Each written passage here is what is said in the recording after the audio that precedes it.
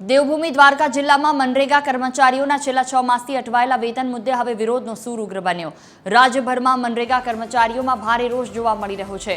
ગ્રામ વિકાસ વિભાગ સામે ગંભીર આક્ષેપો સાથે કર્મચારીઓએ કાળી પટ્ટી ધારણ કરી વિરોધ પ્રદર્શન કર્યું। જિલ્લા ગ્રામ વિકાસ એજન્સી ખાતે કર્મચારીઓએ જિલ્લા વિકાસ અધિકારી અને ડાયરેક્ટરને આવેદનપત્ર પાઠવી વહેલી તકે વેતન ચૂકવવાની માંગ કરી છે। રાજ્યના વિવિધ જિલ્લા અને તાલુકા પંચાયતોમાં ફરજ બજાવતા મનરેગા કર્મચારીઓ અને અધિકારીઓને છેલ્લા 6 માસથી વેતન નહીં મળતા કર્મચારીઓ આર્થિક સંકળામણમાં સપડાયા છે।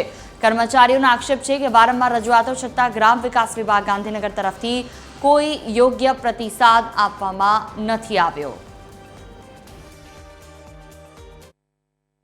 હાલ રાજ્યના તમામ જિલ્લા પંચાયતો, તમામ તાલુકા પંચાયતોમાં ફરજ બજાવતા મનરેગાના કર્મચારીઓ અને અધિકારીઓનું વેતન છેલ્લા 6 માસથી બાકી છે।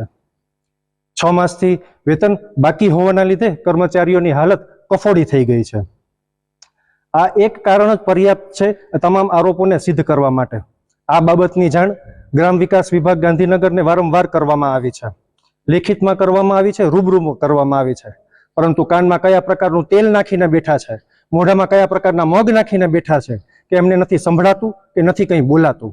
આ બાબતની જાણ રાજ્યના મુખ્યમંત્રી શ્રીને પણ કરવામાં આવી છે, પરંતુ ત્યાંથી પણ કોઈ યોગ્ય નિરાકરણ આવેલ નથી। હું 17 વર્ષથી મનરેગા યોજનામાં નોકરી કરું છું।